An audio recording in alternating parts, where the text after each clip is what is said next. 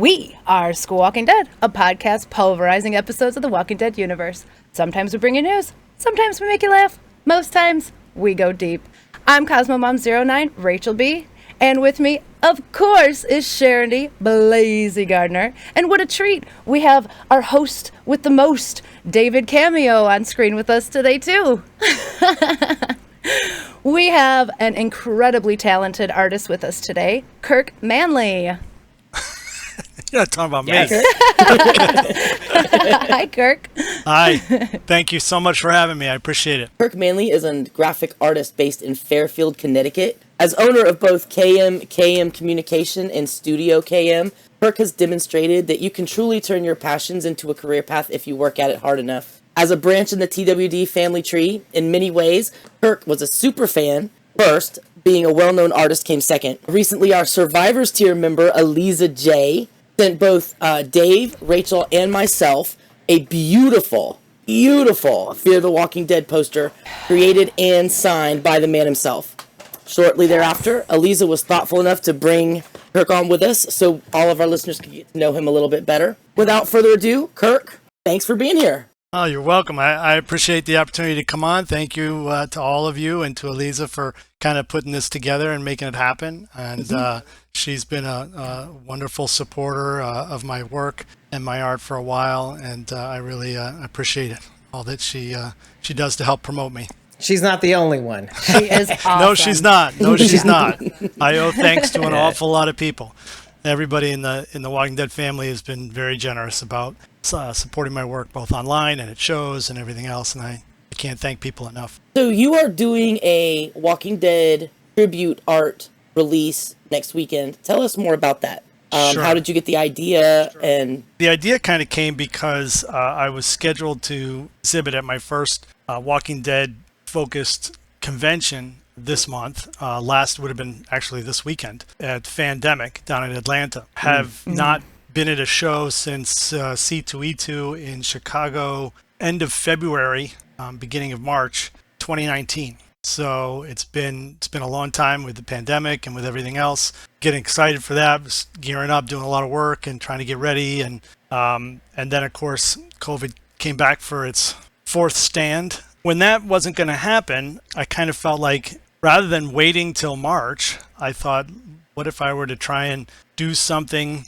online that would be similar to a convention kind of approach and make it an opportunity to present the new work now instead of making everybody wait till March when I will have additional new work as well, hopefully, fingers crossed. So that was really the thing that kind of initiated the idea. And then kind of how it evolved into, 3 days and doing 3 different releases with 2 new tributes each day, and then bundling options and opportunities for people to get original sketch cards that I would do as incentives for set purchases and things like that is kind of all evolved as it went. So we'll see. I'm an artist, not a promoter. I'm not a convention creator. Yeah. So this may be an epic fail. I don't know, but you don't learn by not doing. I figured why not try it and see what happens. Maybe it's the first. Right. I don't know. Maybe it's the first of many. I don't know.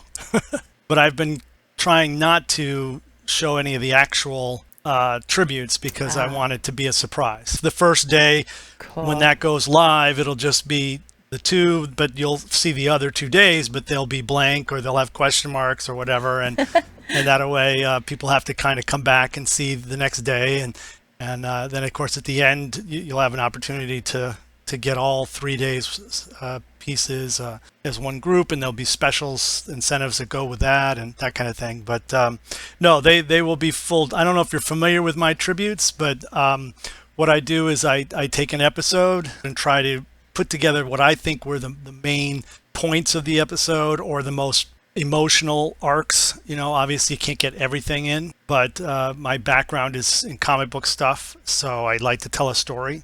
So rather than just have one image of one character and the title or something, I like to kind of show a little bit of sequentialness to it, and the different things that on the highlights that were for me of that episode. A lot of the different characters will show up in these different prints. That is really cool. Yeah, I've seen some of the Ray Bradbury-esque, Kirby-esque episode tribute cover art, and so I'm familiar with your work, and I just love how sometimes you'll reach in a different direction with each tribute. Yeah. So for people who do not know, I think your website's studiokm.com. Studiokm.com, and there's a link there to my DeviantArt gallery, which has everything that I've done so far. It's funny because it's coincidentally I kind of got into this because of podcasting, and which is kind of a weird around the horn kind of logic, but I love The Walking Dead. I've always loved zombies. I've loved zombies, the zombie genre, and I read the book religiously from the first issue and thought the world of Kirk Manley and thought of the world of how he did the book. It was like a classic zombie book, or a zombie movie. He took a lot of risks and just was inspiring. I mean, like taking big lead characters and having them die right like early.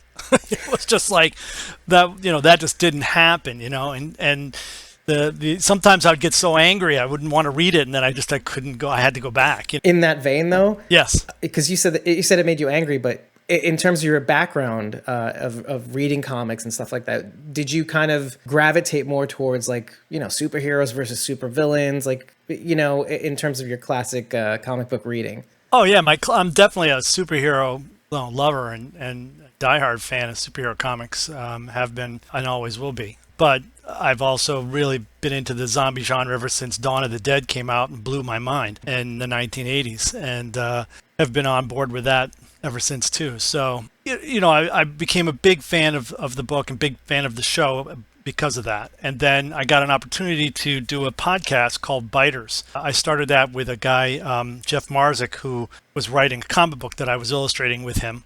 And so we got wrapped up in that, and we started doing these weekly podcasts of the show. And we started in season 4, talking about the episodes every week and getting into detail and everything else. It just inspired me I just had to do something visual to it. So I started creating these illustrations of the episode that we were going to talk about. Oh, wow. As like the podcast art. Right, kind of. Wow. And it just took off from there. And then from that connection, I met and had been a guest on Walking Dead cast with, I don't know if you're familiar with that, with Jason Kabizzi, and he and I became good friends, and he introduced me to the people who ran Walker Stalker as a possible artist to illustrate show posters for them. And that's how I got it. Yeah, that's how I got into that. And people's reactions to the few small tributes that I had done that I brought to that show just said, "Wow, I gotta keep doing this," and it just kind of went from there. So podcasting started this whole thing. Yeah, I took a big swing with that intro because I had a feeling that because I've seen some credits for your art way back in the 90s, but then I was thinking to myself, it just didn't feel like you had that swing until you actually became a fan first. And then I was listening to the Under the Comic Covers interview you did. Oh, yeah. Or podcast, rather. Yeah. They had mentioned kind of getting into you started your fan art for The Walking Dead slowly, and then you kind of found your... for singers, it's a voice, or for art, or for it's like finding your voice, but on the pen, and you kind of found your path in terms of creating that. And so when I was listening to that, I was like, oh yeah, he's kind of moseying into this space and kind of feeling it out as he goes, and then you're getting feedback from other people, and then all of a sudden it kind of explodes, right? Oh yeah, absolutely. And as you pointed out, and I think you're absolutely right. When I first started getting into this, I was very focused on comic book art and trying to do sequential comic book art, the internal art, page art. And it's a very different kind of, each panel is its own kind of illustration, but it tends to be a little bit more simpler and not as elaborate each panel. And it was a different kind of way of working. But this required a little bit more focus on a single image, and there were two different kind of approaches, and I wasn't as familiar with that. I'd done cover work and stuff like that before, but on a regular, consistent basis. And then I think it was also finding, like you were saying, finding my voice was, how do I marry my love of comic books and comic book art style to this cinematic video-based television show imagery, as opposed to comic book. There's already a Walking Dead comic book. I didn't need to do that. That would have been a mistake. You know what I mean? And Right. there are you see artists go out and kind of mimic the comic book look, and that's great, and it works for them, and more power to them. But for me, I felt like I needed to do something that was unique and different from the comic, yet felt comic booky and fit for me. So over time, I got more of that, and you could see when I started introducing the comic book cover designs. There's the introduction of Ezekiel and the Kingdom. I took the cover from Avengers number, I don't know, was it 3, where they found Cap in the ice, and just replaced all the superheroes with their characters, and it just that just kind of went from there. And I don't always like coming back to something else you had said too about trying to make each one kind of different, is that I'll do comic book cover one, but then I will not let myself do another comic book cover style one for at least 3 or 4 before I then go back to, if I want to go back to it, because I want to push myself to do something other. And I don't want also, when you're walking through a convention and looking at someone's art, and I've seen people who, speaking of covers, like the New York, what was the Saturday Evening Post, it used to be a magazine in the 50s or whatever, Norman Rockwell cover.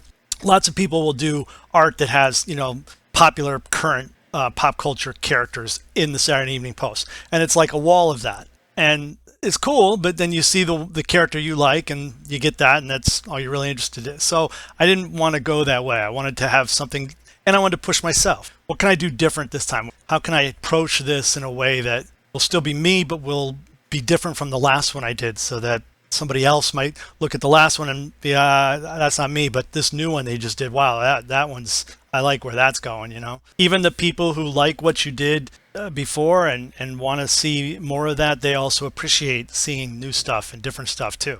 I know for myself, as both an artist and a consumer of art, I've got a wall over here of prints and stuff from other artists that I admire and have liked when I'm at shows, and sometimes I have to, I'll buy prints from them, or sometimes we exchange prints or things like that, because it very much affects me and motivates me and inspires me and gives me ideas and also goals to shoot for. Some people's stuff just blows me away. Like, I don't know how they do that, so it becomes a goal. I want to produce something that's at that level. And I think athletes do that. Everybody, anybody who's trying to improve at something that they do finds people that do it better and then sets them as kind of the goal.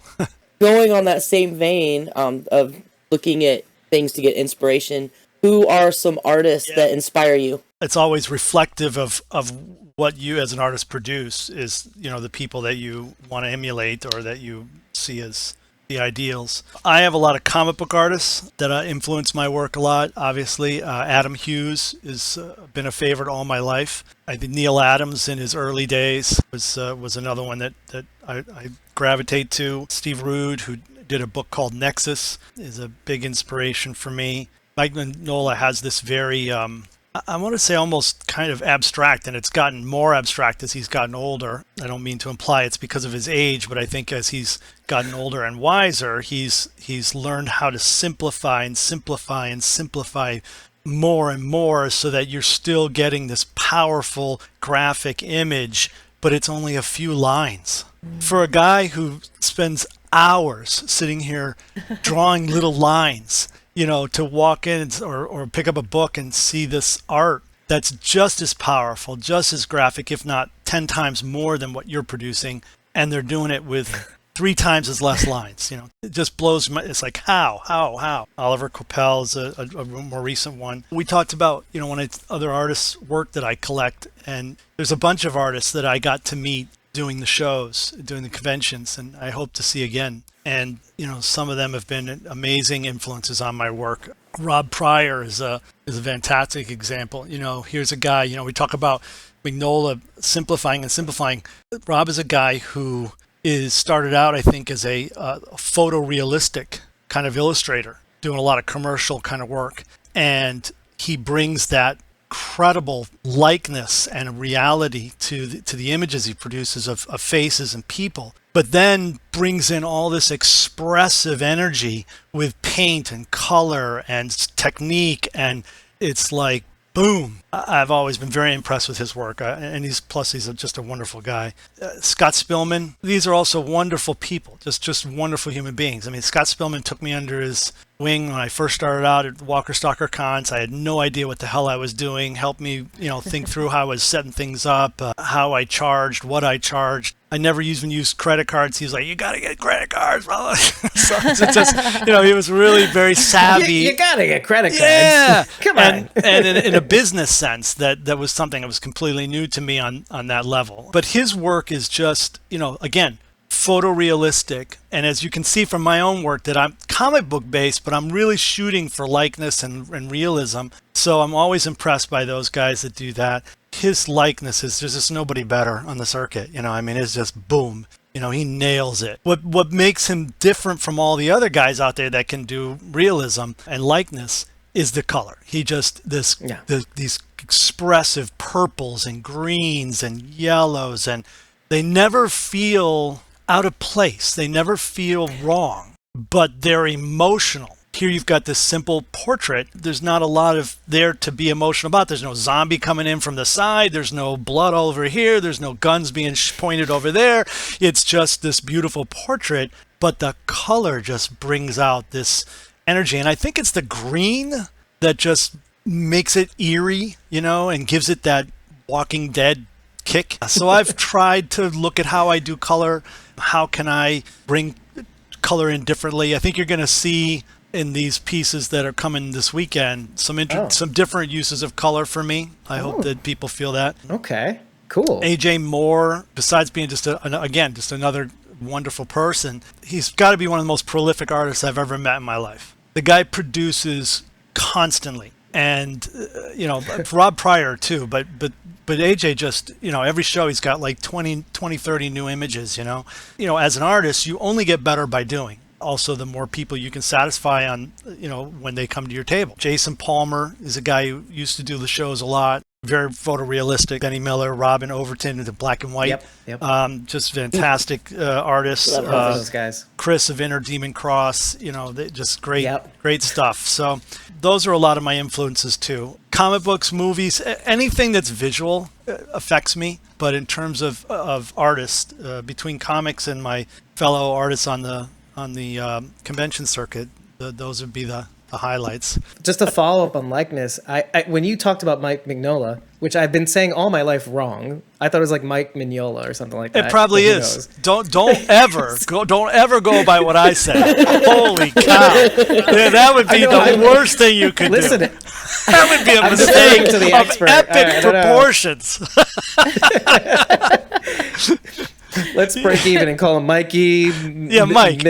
Magnolia. Yeah, that's right. So what I noticed immediately about your work was that I hope Mike doesn't hear this. Yeah. Oh, I hope he does. Mike Magnolia, look us up. Yeah. So what I noticed about your work is there is a little of that in there, because what I noticed is that your ability to capture a general countenance, let's say in faces, but with as little line as possible, or as little lines or colors or whatnot. You just happen to capture the essence with as little as possible. And I that's the one thing I mean, this is not limited to the people you see every day and every week, because when you're looking at the fan posters from all the conventions, it's also the people on the circuit like us, like formerly BMNY Deadcast, like now Beauty and the Beasts. I have to say it like that because it's hard for me. But, guys like that, and I think Jason and Karen and all those guys, it's not limited to just, I see this guy every week. I have a general sense of what their features look like. No, it's people you don't often meet and you don't often see in person. Right. So I'm very impressed with that. Yeah. Well, thank you. Yeah, I think that as my work has, especially on these tributes, I was a penciler. I was pretty good at penciling, pretty solid. But then I started doing this comic book work, and I had to start inking my own work, and I was hiring friends and people in the industry that I know to do coloring to get it done. And then I was like, well, that's costing us money, and we're not making much money anyway to begin with. So, I'm going to have to start coloring myself. So I started doing that, and so I introduced that. And you can look, if you go and look at the early work, if you go back to that DeviantArt gallery, you can see some of the very first couple of ones that I've done. And you can see it's just, there's been a huge change. and it's over time, and it's just because of getting more and more comfortable with the tools, and then also just trying different things, experimenting, and then developing a style. And again, you only do that by doing. The more I did, the more I started to develop a style. And when it came to like faces and likeness, I used to have a lot of lines. And when I first draw it, I still do a lot of the times. But now I go in when I go to color, and I'll take those, first of all, I'll take those lines anywhere within the body, and I change them from black, which is the traditional comic book black outline, flat color underneath. I change them to a darker color shade of the skin tone. So now they start to meld into the body and the figure, and look softer, look a little bit more realistic. Most of the time, a lot of them end up getting eliminated anyway. I end up erasing them or going over them with the paint as I work with color to define the shape and the eyelids and the style and the shadows. And, there are very few shadows on anybody's face at any time that are solid black. As you start to learn that, as you're doing more and more painting, it just gets more and more further away from the original line treatment. If you look at my early work, it's all black lines, flat color underneath, and now it's very much painted and painterly in terms of style. Evolution. So, Kirk, you had mentioned earlier some of your artwork depicts specific scenes from episodes. Yes. Do you have a favorite scene that you've created? It's hard, when you. Again, I say this to people all the time about my art. They was like, "Well, what's your favorite one?" The one I just did. Right.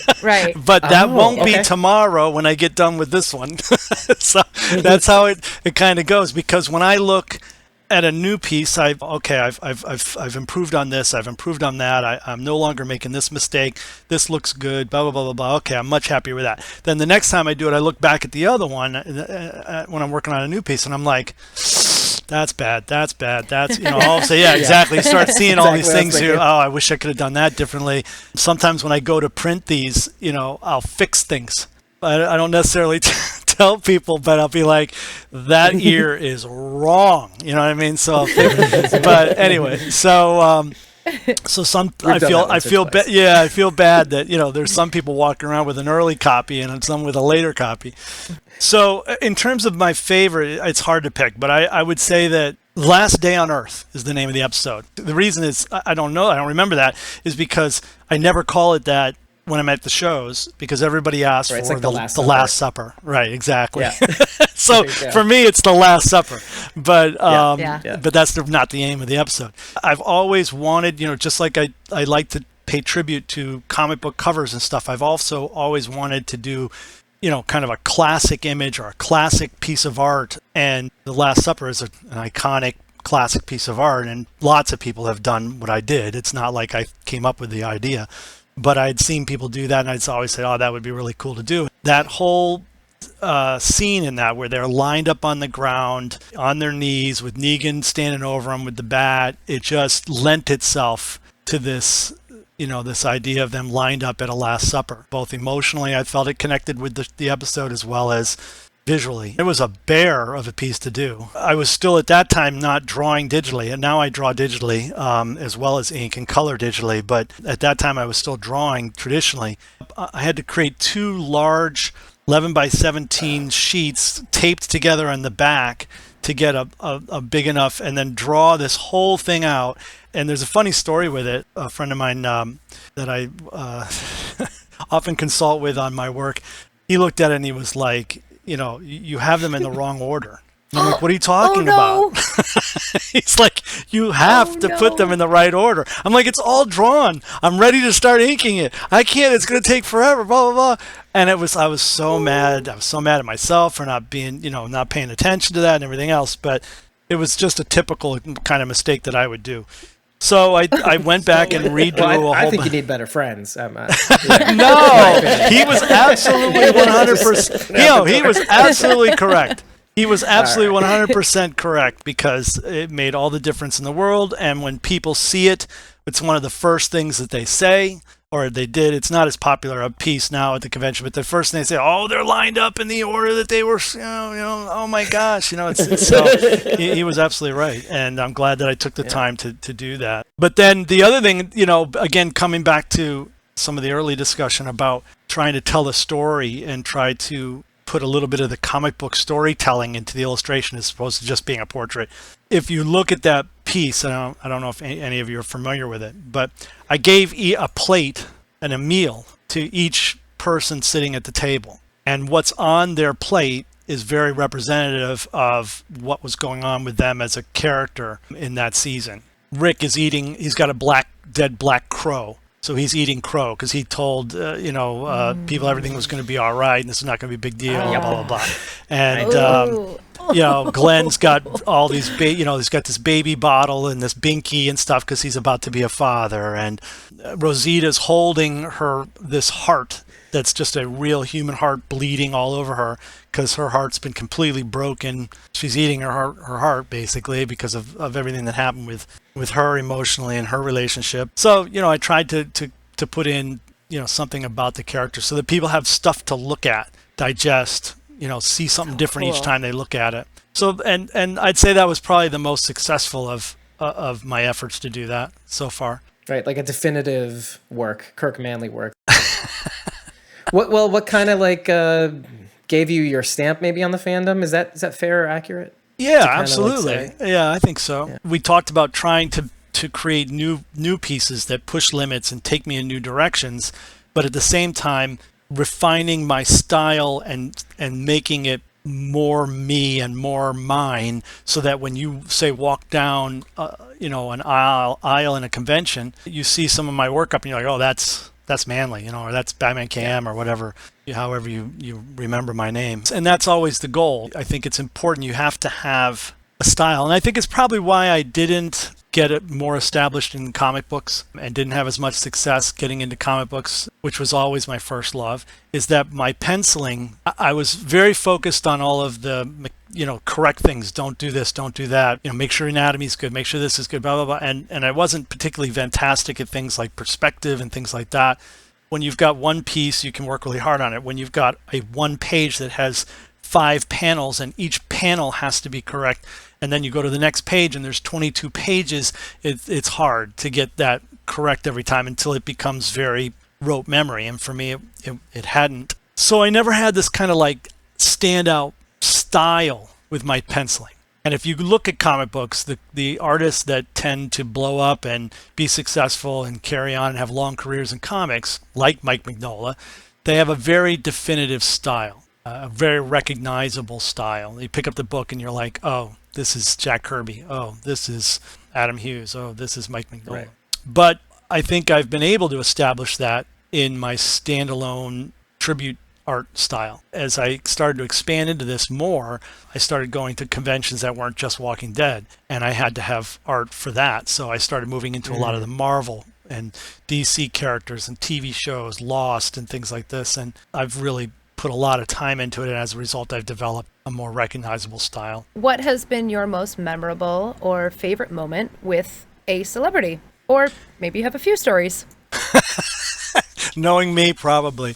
It's funny.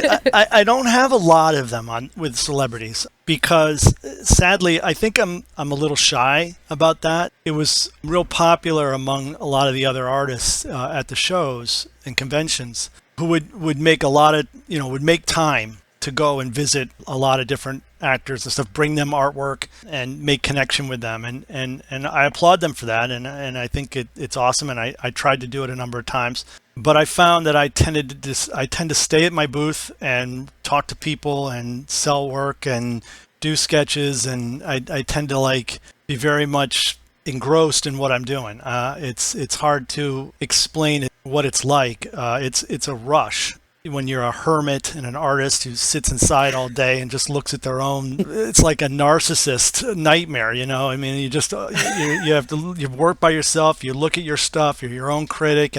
And then, you get to go out to these conventions and people actually like your stuff and it blows your mind and you just want to talk to them and you just want to interact with them and you want them to be happy. you want to give them a deal. You want them to feel that they're having a good experience with your work. So I feel it's really important to be at the booth as much as possible. So I found that I would get distracted in that and never go do that. But I did meet a number of them, and a couple of the standouts. The first Walker Stalker I did was in New Jersey.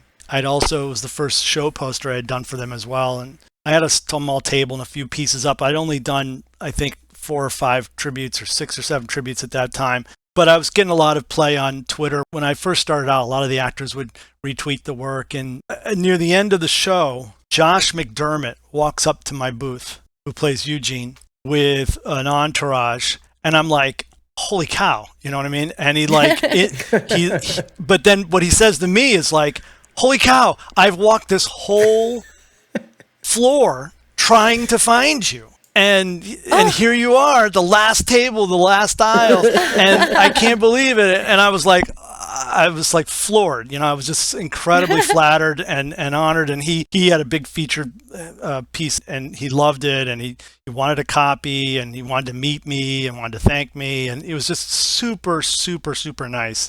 That was just a wonderful introduction to the whole experience. I was always very appreciative and thankful to him for that. The other was a similar situation at New York Comic Con. I had a table, and it was near Image Comics. Greg Nicotero had been over there, I guess, signing books or something. And as he walked by my booth, he saw my, the stuff, and he pointed at it, and he came over and he introduced some stuff. We talked, shook hands, he took pictures. He said he'd seen my work and, loved my work and blah, blah, blah, blah. And wanted me to send him some pieces, and it was just so flattering. And you kind of working, like I said, in your little hole, and you don't realize that, these other people that you admire and look up to and everything else are seeing your stuff. But, I've met a number of the other actors at the show. There's some that I make sure to see every time. And they're just wonderful people. And everybody, I mean, there has not been one person that I've met that is associated with the show, and whether from the production end of it or from the casting people, the actors, that hasn't been incredibly nice, generous, warm, friendly. It just goes to show, I guess, to make a good show, you got to have good people. So, and they've got it in spades. If you've all gone to the shows and met people, you've had similar experiences, Yeah. Yep. Definitely. Yeah. But I was smiling like a goofball while you were explaining your booth experience, because I'm hearing Rachel, aka CosmoMom09, in my head. You should get out of your booth and go to some of these, talk to some of these actors. Go walk around. Walk around. Please walk around, Dave. And I feel like you and me are similar. First of all, in that respect, like, okay, there's a rush in talking to somebody about the show, like for me, obviously, because that's what we do, right? And just really getting to tell people what we do, and not only that, but just, oh, I know you and I've listened to you. It was like, oh yeah, well, I like that you listen to us because that helps. And then we talk, and then but the other part of that is the other half of that is that I prefer almost talking to people rather than celebrities, and it's just my opinion, because like I feel like I do a lot more connecting. There's a little bit less of that shyness, let's say. And I'm more in the business of, I think, talking to the people and getting to know what they think, and picking their brain on certain ideas and what they really thought about this versus what people say they liked about that. And I just find I like to talk to people, like what makes them, what drives them. Because I feel like we talk to celebrities enough, or like. Absolutely. But I think it's a little different because, I'm creating work that is emulating their characters, that's portraying their persona. It's respectful to show gratitude and appreciation for their work, to share with them how it inspires you. I admit that I don't do it enough, but that's not a conscious effort. That's been more of kind of a byproduct of my personal approach to the conventions, and it just, next thing I know, I've run out of time. I get a little also uncomfortable with the whole cutting in line. Sometimes there's opportunities to squeeze in and see somebody before they are, seeing people. But when these poor, I feel really bad for a lot of the fans because of how much time they have to spend at waiting to see people, and the money that they have to spend to do that. And they get such a short, little window of time to do that. and they're all incredibly patient. And I don't think I've ever seen in years of going to conventions anybody, especially the Walker Stars, anybody fighting in line. That just didn't happen. Everybody respects everybody else and everything else. So then this artist walks up and like cuts through the line and and gets to jump right ahead and take 2 minutes of the time that you're waiting. And I was very uncomfortable doing that. So when I would see people in the aisles, I would stop and talk with them, if they're going to and from, or if it was before they started seeing people, I would try to coordinate it that way. And sometimes, actors would come to my table, and I would then, of course, stop what I'm doing and let them know how I feel about their work and their incredible talent and everything else, and how inspirational they've been to me. That was also a factor. It's a mindfulness thing, it sounds like. Yeah, I think a little bit. It's a similar aspect of the business. They're creating a character, and then I'm illustrating that character. So we both kind of are supporting each other, It's like a symbiotic relationship. A little bit. Yeah, definitely. Definitely a symbiotic. Yeah, definitely. Kirk, Aliza wants to know, have you ever given a print to a cast member? Yeah, of course. Especially the show posters, those were real popular. Fans would buy a piece, and this is, again, something I wasn't prepared for until I started doing these shows, didn't even know it existed. But they'll buy my work, and then they'll go wait in line to have that, the featured character on that piece sign it. Have the actor sign it. And occasionally what would happen is they'd come back to the table and say, dude, look, man, they loved it. They loved it. They want a copy. You got to tell them. They told me to tell you to bring them a copy, this and that. And so then I try and pull stuff together and go bring it to them. And that, that's when you'd have to cut in line, hey, they asked me to bring this to them, and that was always incredibly flattering. And I've probably given a piece to at least everybody, maybe not Negan. But no, I don't think I ever got to Morgan, but everybody else, Norman Reedus and all the the original cast, except for Rick and Michonne. I didn't start going to Atlanta until I think their last appearance. I think 2017 or 2018, something like that. But they were never accessible anyway. I think you'd like Jeffrey Dean, though. Oh yeah, I'm sure I would. It's time. Yeah, it's time. Okay, cool. Yeah, I think so. Yeah, I'm very. First of all, he's a fantastic actor. Was a fan of his before he even came on the show, and I'm probably going to make some enemies here, but perfect. I think he's kind of carrying the show right now, in terms of male lead. And Norman Reedus is fantastic. I love the character of Daryl, but they've never really written for him to make him deep and rich. I mean, he's got a lot of history, but boy, the Negan character is just so deep, and what I mean? He chews the screen, man. Yeah, and he just owns it, man. That camera goes on, he just owns it. And I think Rick was also, I loved him as well, and he was captivating. Andrew Lincoln, I think he was fantastic. I think also Denai Guerrero, it's just incredible and captivating. But right now, he's it, and I'd love to meet him. Yeah, he's fantastic. Rita seems like the king that refuses the crown in a way.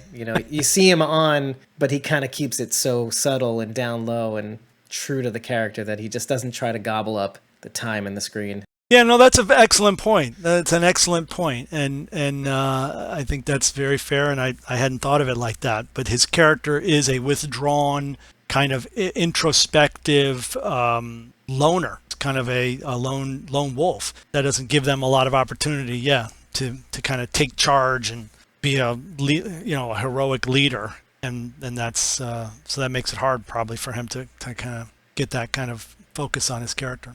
Right. That's a good point. Hopefully that answers Eliza's question. Yeah. Well, she just thought of several more. Oh, excellent. She wants you to meet Gal Gadot so you can give her the Wonder Woman vaccine poster.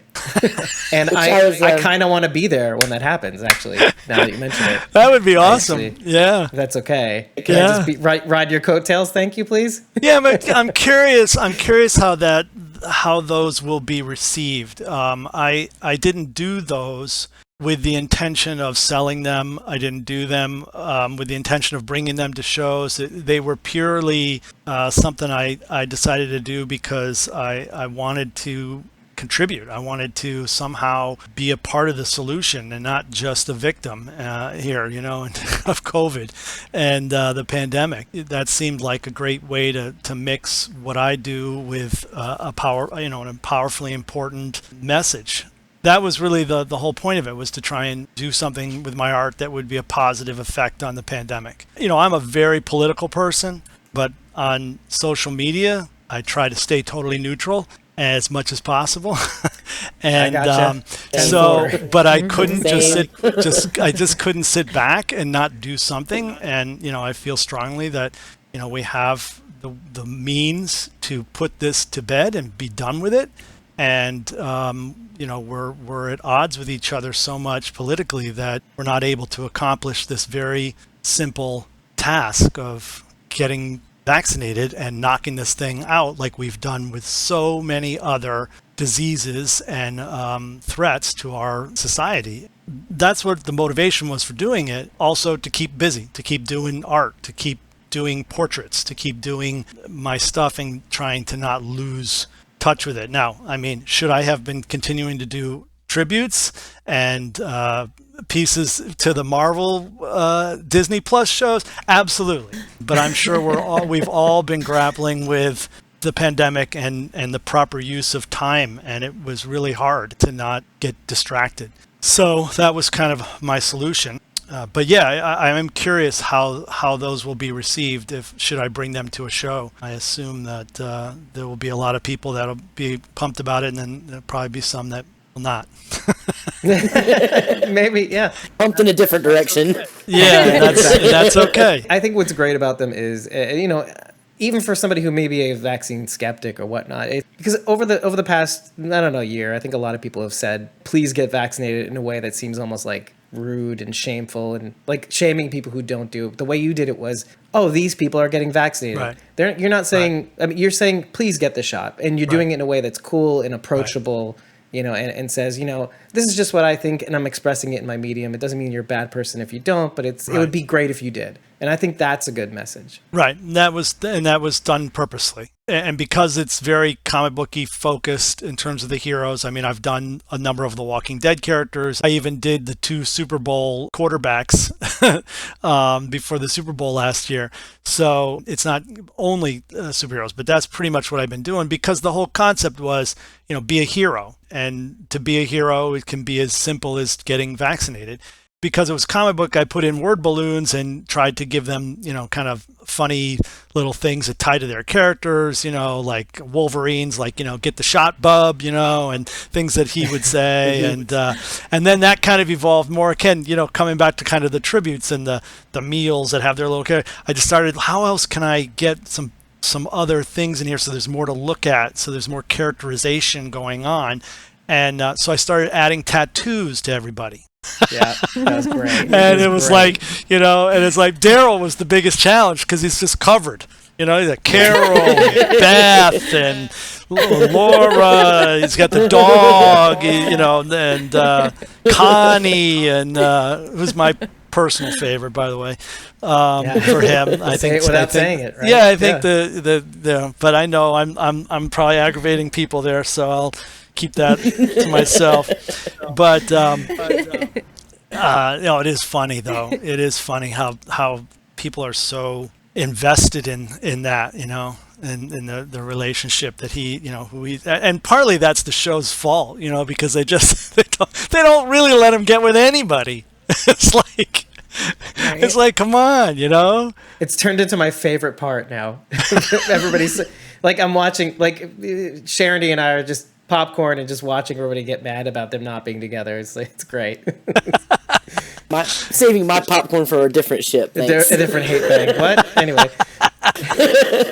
Well, I guess shipping is just such a big thing. It's just become in the last 10 years. We've been talking about the Negan Maggie tension. Let's just call it tension. Oh well, jeez, holy cow! Yeah. No, please, that would be. Oh my God. I don't know. It'd be a disaster. I don't know if I Yeah. don't know about that.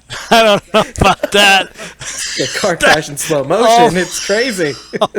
God. I can see the tension though. You're right. Definitely. But wow, no, that's no good. That's no good. Yeah. I hope they don't go Rachel's there. dying inside. Her insides are rotting as we speak.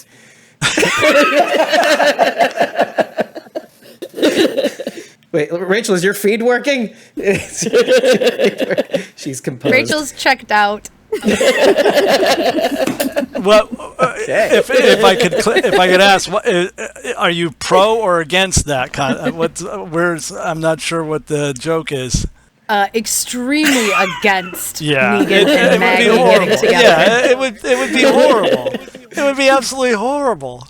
I love Just- the I mean, strata that's going on Just, here. oh, would just be straight horrible. up. I mean, oh my God, it would be horrible. It would be horrible. It's fun to joke about. Yeah, But absolutely. it can't actually happen. Yeah, yeah. that would- Sharon that is like, would be- oh, that's the nuke. That's the same as the nuke on Fear the Walking Dead right now. I've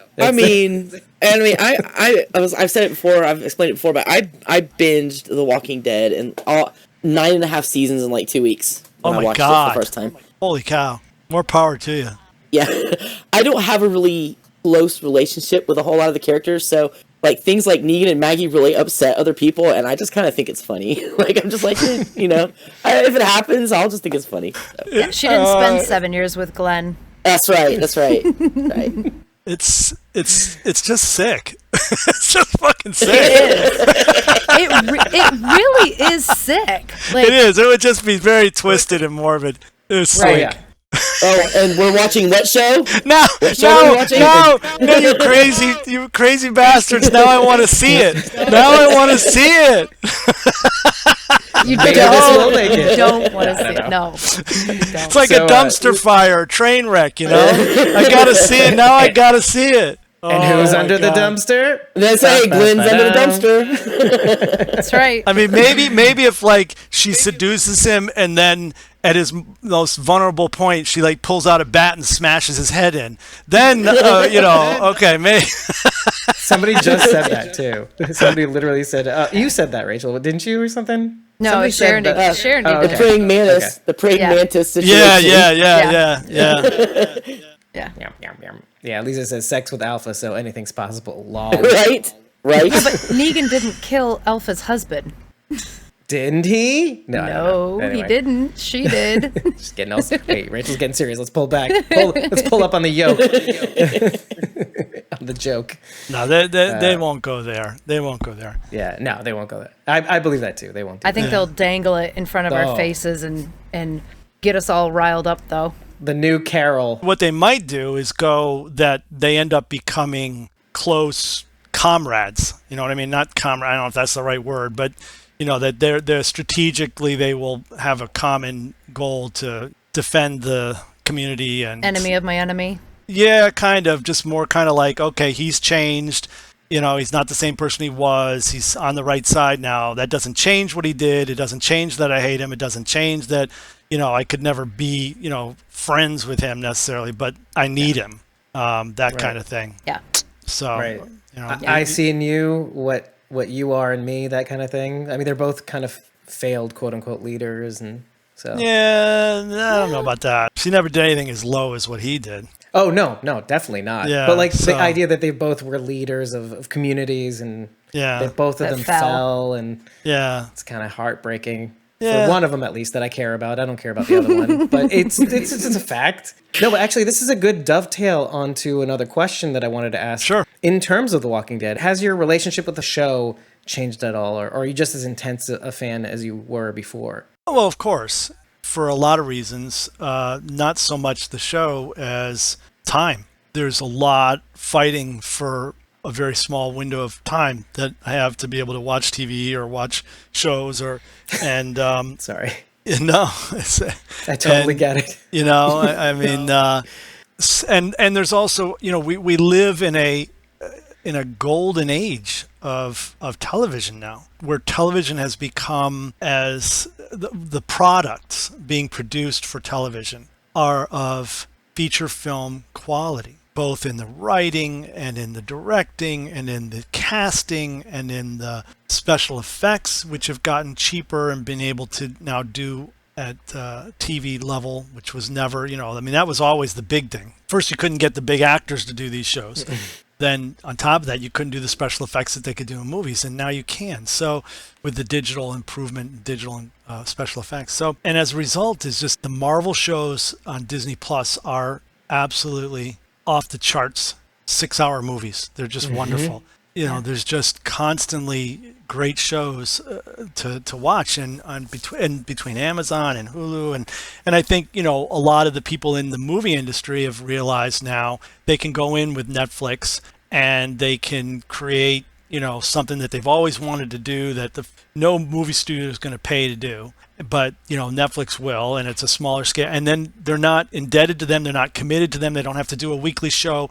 They create this product, they put it on Netflix, and then they move on and go back to movies. And the actors are starting to figure that out too, and so they're popping up all over the place too. So I think the streaming has, with Amazon and Hulu and Disney Plus and Netflix and Apple, realizing that they couldn't survive by simply putting on other people's content. They had to create their own content, and that started out rocky and rough, but now it's because they don't have the censorship, they have the freedom, they don't have to please some executive at the top. I think it's just resulted in an amazing period of time right now for creativity on the small screen. The downside is that there's shows I don't even get to watch that I wish I could. I'm invested in The Walking Dead though, since I'm watching it from the beginning, and so I will be with it until it goes on. Fear I was into, but I dropped out a little bit on that. I do plan to go watch it. I do plan to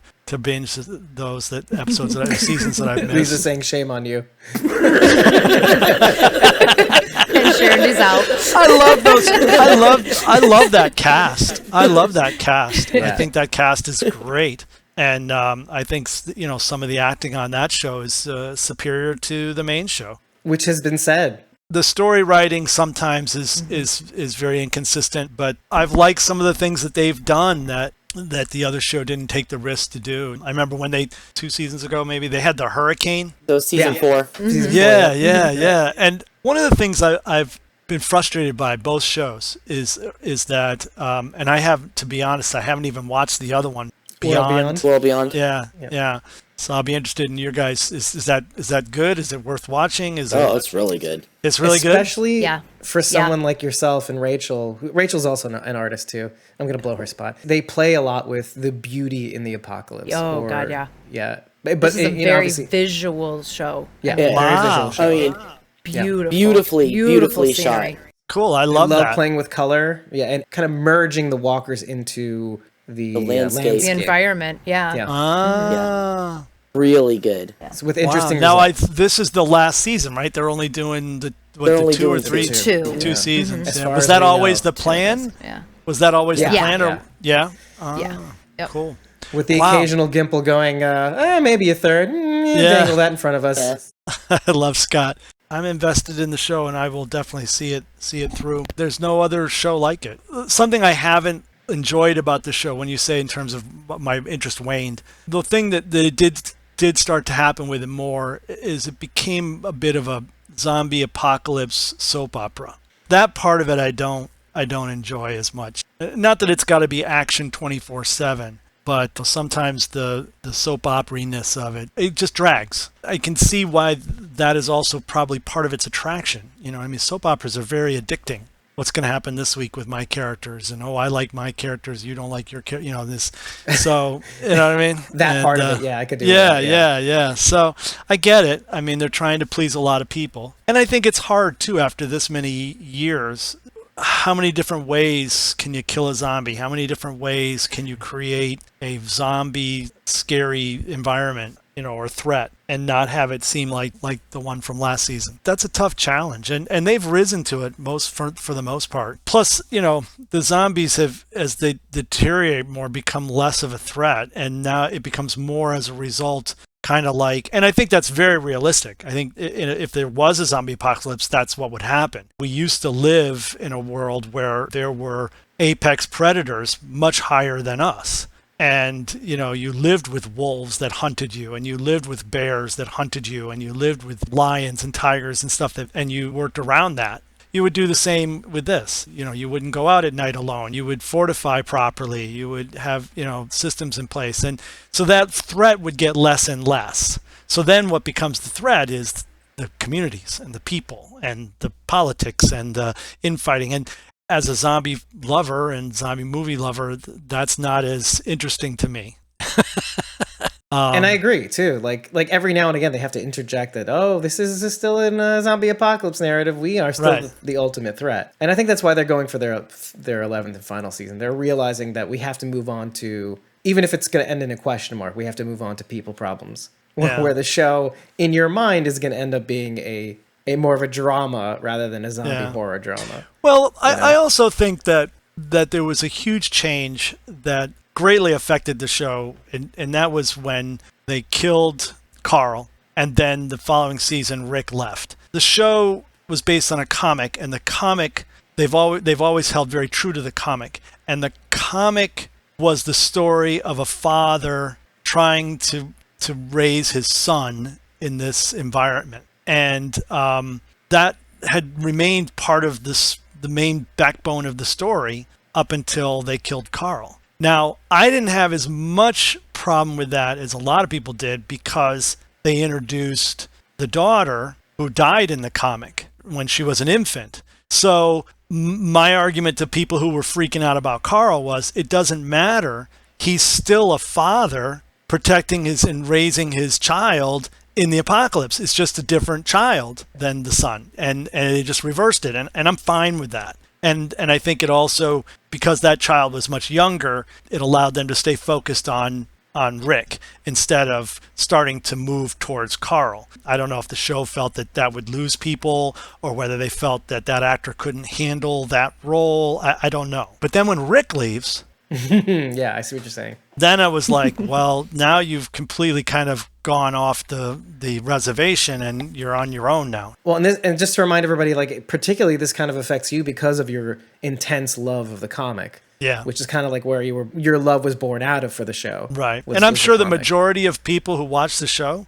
are not familiar with the comic or familiar with it but haven't read it. The comics are read probably by, when they came out, if they were selling at their primo time, maybe 100,000 copies, 70,000 copies. There isn't the comic book audience that there is television. Whereas they're reaching millions and millions and millions, tens of millions of people watch the show. So I have to believe that given that ratio in normal world, that it probably, mathematically, it's just not.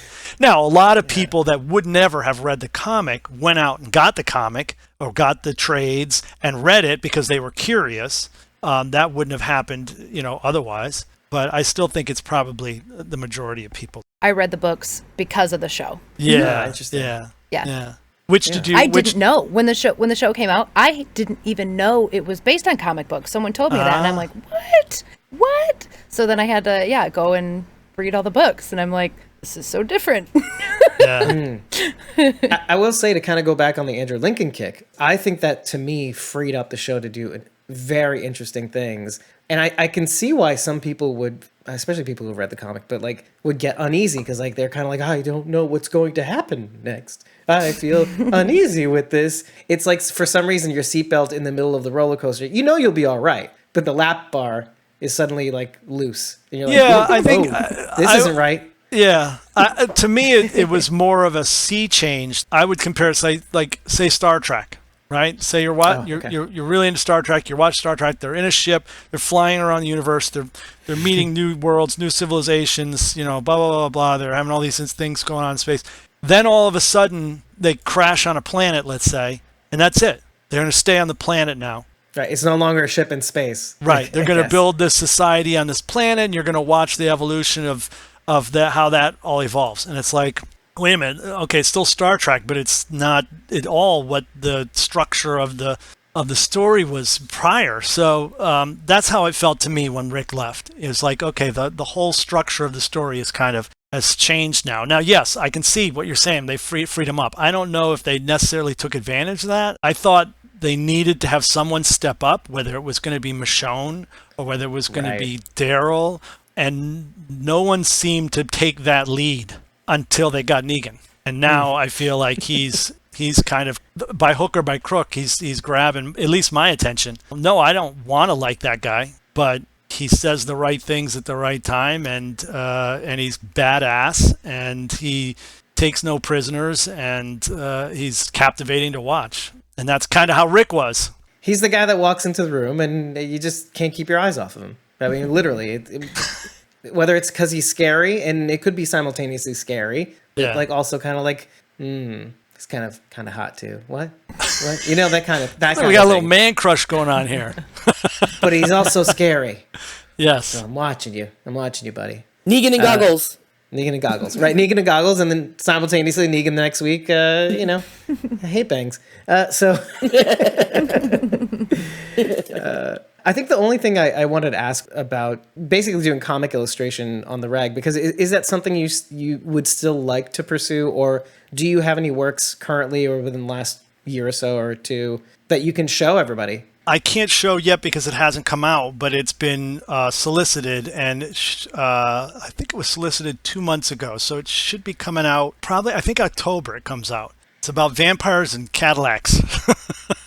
Night of the Cadillacs, right? Night of the Cadillacs. Through Rob Pryor, who does a lot. He's out in California. He does a lot of work in the movie industry, doing, I think, developmental art and storyboarding and stuff like that. There's been a blossoming of producers and studios creating their own comic books as a way to kind of grease the wheels for a movie production. So they'll have a movie that they want to do, but it's hard to pitch it. But if you go out and create it as a comic book, which is more cost effective to do and quick to do, and then get it produced, get it out there, and get some fans behind it as well, but then bring it to life in 2D, you can go in and make the pitch a lot better and a lot easier and kind of show, hey, we've already established that, you know, this is a product that people like, and da-da-da-da-da. So I was approached by a producer out there that works with Rob, and he came with this idea for the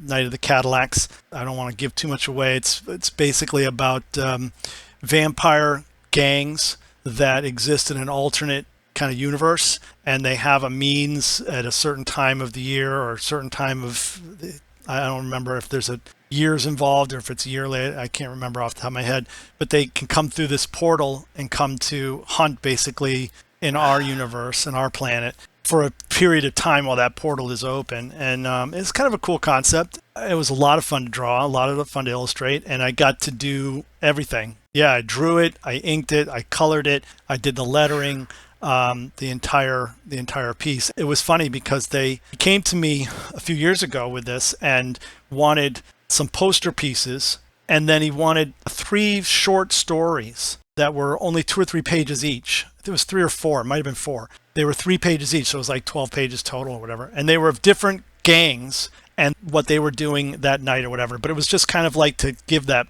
pitch concept, like here's what they would look like, and here's what they would be doing, and this is what they would be driving. And it's very it's into a lot of really cool visuals. You know, one group draws these big Cadillacs, and they're so cool, from like the 70s and 80s, you know, and other ones are all on bikers, and other ones are all riding bicycles and stuff. So it's just really cool stuff, you know. Their transportation fits in with their overall style as a gang too. So it was really cool. I was really into it. So I did those, and then they came back and said, you know what, is there a way for us to put this together, since you've already done these 12 pages, and create one full story that we could go 2 books in? So we got Jeff Marzik, who wrote my comic Zeke Girl and the Ford Tigers, which was a book that I did independently with him. He helped take this screenplay and work it into a full story that for over the 2 issues, along with another writer that they were working with. And then I went and added additional pages, and we made some adjustments to some of the original pages. So we ended up with 2 full books, about 20, I think they're like 20 or 22 pages each. They got together with a company called Scout Publishing, which is a new comic book publisher right now. Worked out a deal with them, and they're publishing it. So it's exciting. So yeah, I'm still, trying and looking to do more in that vein, but there's an incredible amount of competition for that work. What was nice about this too was being able to do the color, because I could bring some of what I've taught myself from doing the tributes into the work. So That's awesome. yeah, I think it came out pretty cool. I look forward to seeing how it's received. For the audience, you can get Z-Girl and the Four Tigers still on Comixology, as well as Scam, which is something you worked on as well, I think it was. Yeah, Scam, when you self-publish, you start to kind of get into a group of people that do that kind of stuff, and you kind of connect with a lot of people and reach out to them for advice and contact ideas for printers and things like that, and distribution strategies and stuff that you don't get to learn anyway, but by talking to other people that have done it. So I connected with them on some things, and then they came to me and said they were doing this collection of short stories, and they had this Scam character, and they put it together and did a whole bunch of short stories in a collected trade, and I did one of the installments. For those who don't know, Scam is the way they build it was if mutants were like Ocean's 11, essentially. That's how they build it as, right. I think it was. Right, yeah. So, yeah. Awesome. A heist with powers. And I highly recommend Z-Girl and the Four Tigers. It just sounds like a very interesting take on a zombie protagonist. Well, and we don't know, as from what I heard. We don't know if she ends up being the demise or the savior, let's say, character, of the series, right? If I'm not mistaken. And there's a lot of lore in it too, like real life lore. Yeah, it's disappointing because I think if given a little more time and financing and energy, there was a lot of potential for that book. And I mean, there still could be if we were to pick it back up. But the zombie stuff was hot when we started that. It was really hot. Walking Dead had just kind of started, and the Walking Dead book was really big. But I wanted to do something different with zombies than what was traditional. Just having zombies be the villain was just kind of, it was tired, it was done. So we decided to make the zombie the hero, and she is like 1,000-year-old zombie character that's been trained by Lao Tzu, yeah. So we brought in a lot of like mystical stuff and Chinese history, and then she was paired up with these four tigers, which were spirits of warriors that whenever they perished, their spirit would seek out another host and bring them back to the group. So the group stays together for like 1,000 years, fighting demons and monsters, very much like Hellboy and the BPRD type of deal. And they're they work with a governmental agency and all this kind of stuff. So I was very influenced by Hellboy at that time. She had this tank and these way to rehabilitate herself or heal herself so that she wasn't constantly rotting away. Yeah, I was and about that. yeah, and then some of these there was things that she could do as a zombie that gave her a little bit of like superpowers. Like for instance, she could identify in a room whether people were living or not living. Whether, if you couldn't see or whatever. There's this one part where they go into, anyway. So because she could sense the blood, she could sense the heart beating, she could sense, that kind of stuff. There was, she could take off limb parts and be able to access stuff that you couldn't, reach or couldn't do with, so there was this kind of, and then had to repair herself, or she could take a lot of damage, whether it be from bullets or guns or knives or whatever, and keep on moving. There was no pain involved. The only thing she couldn't do was take a strike to the brain, whether it be a bullet or a knife, like traditional zombie lore, right? So we built into her costume this metal plate that was designed as part of her costume that protects the one area of that brain so that she has some protection. And it was just, it was fun. It's like, what could you do with zombies that would be different? It seems like emblematic of Kirk Manley. Let's do something different, damn it. Yeah. Let's keep pushing that. But yet make it the same. Yeah, but still have that little kernel of this part, right. But you don't know all this other stuff. Yeah, so zgirl.org is the site. I think it's still going on. It's still up, and you can order the books. You can order the books through there. We did 6 issues. There was a 5-issue story, complete story, And then we did a 6th issue, which was kind of a standalone. And then we also did a 0 issue, which had three short stories in it at different time periods. That was another thing that we liked about the fact that they've been together for thousands of years and had different forms. We went back and did short story where, it was 100 years ago. And the crew was different. But she was the same, but they were still the same spirits. Right. So, and then, of course, you could draw different, you could colonial or steampunk, and that kind of thing. But then jump forward and do present day and allowed us to jump through, time a little bit when we tell the story.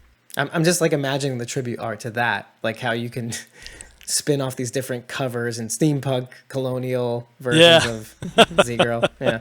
That sounds kind of fun too in my brain. We've held on to Kirk long enough, I suppose. I think we've taken up a lot of his time tonight. Thank you very much. I've taken up a lot of your time. Eliza just wants to make sure that, and I think this is, I'm going to take a wager here, but if and when you end up finishing Fear the Walking Dead 6th season, you might be inspired to do something there. Oh, yeah. Okay. I think. Oh, yeah. It is just an incredible roller coaster. Like, I know people say that, right? People say, but if you even go on Reddit, people, they're split on like, it's not so bad. For the people who hated season 4 and 5, they're like, it's not so bad. That's saying a lot coming from Reddit. Yeah, exactly. No shit. I saw the preview for the new season. And that kind of blew my mind a little bit because characters had switched roles, and it seemed like, and then it looked like there had been some sort of nuclear event or something similar to that, where they, and I was like, damn, they never went there in Walking Dead, you know what I mean? And it's like, if the society crashed, there's going to be a couple of nuclear disasters. So so that looked cool. I'll definitely check it out. And it's also kind of like what ends up happening with some of the characters you are familiar with, how they change, what they turn into. In the preview, there was this intense confrontation. It was just in words, I think, over images. Strand was like, dude, we tried to do it your way, and that didn't work. So look where we are now. So screw you. We're doing it my way. And I was like, that sounds pretty cool. Now, it's funny because, there's a show that it wasn't designed to be based on an individual character and following them and their son or their daughter through the apocalypse. It was designed completely on its own, and I think as a result, it's able to be successful at going in in its own kind of direction. They did kind of anchor it a little bit in the beginning with the mother character, but I think that was holding them down, and I think they realized that. And once they got rid of her, and whether she comes back or not, I don't know, but it's because they never showed her actually get eaten. So if you don't see the body, you can't say it's definite, 100%. Fortunately or not.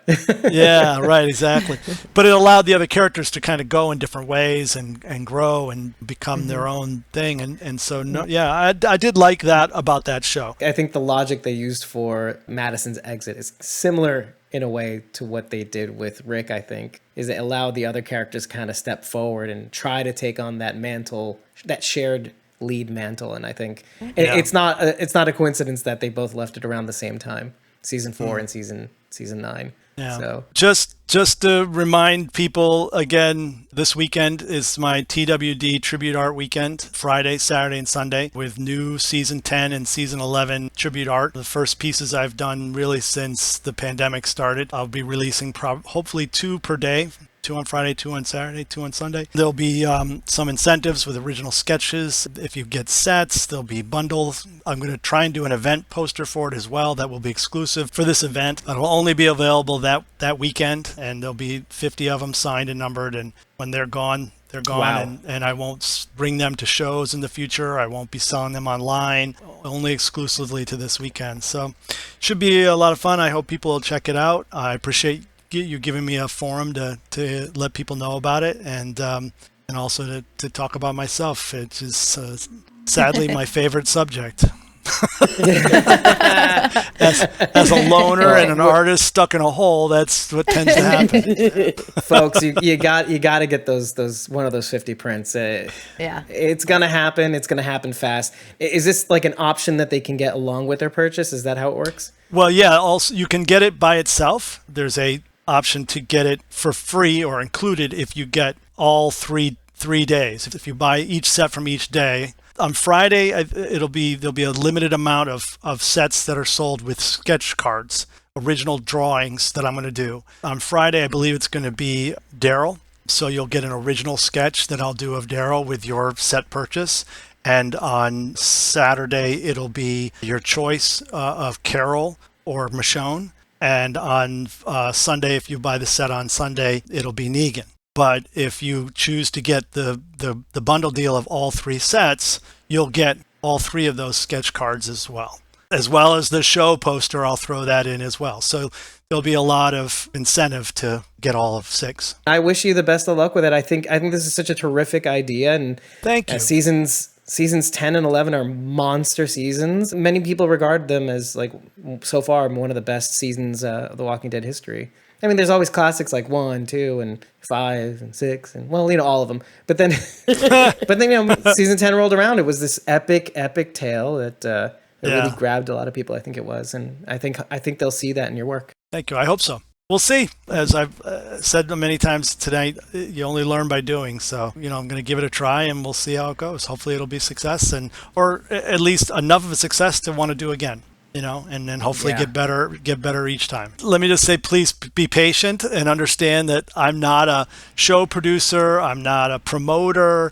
I'm not a website designer. So, I'm sure this, there will be lots of bumps, and I hope people will be patient. You're a nice enough guy. You've earned that equity, I believe. And if not, you have a patrol of soldiers who are ready to stand by you. I think so, yeah. Especially Eliza right there in the chat. That's right. Kirk, I want to thank you so much for being here. A special thank you and shout out to Eliza J for making all of this possible. Everyone needs to go over and head to @BatmanKM on Instagram and Twitter so you can check out more of Kirk's work. Make sure you are absolutely following him so that you know exactly when this tribute art is available. There are a lot more ways you can contact Kirk, so make sure you check out our blog and find out all the different ways you can get a hold of him and get your special tribute art. Thank you guys very much. I really appreciate the chance to come on. Thank you for being here. My pleasure. And talking with us. And it's fair to say that they should also stay tuned on studiokm.com, right, to see the latest update in the blog. Yeah, so that they can see when it goes on sale. All right, guys. Thanks so much, Take Kirk. care. Thank you very much. See you later. Thank you. Take care now.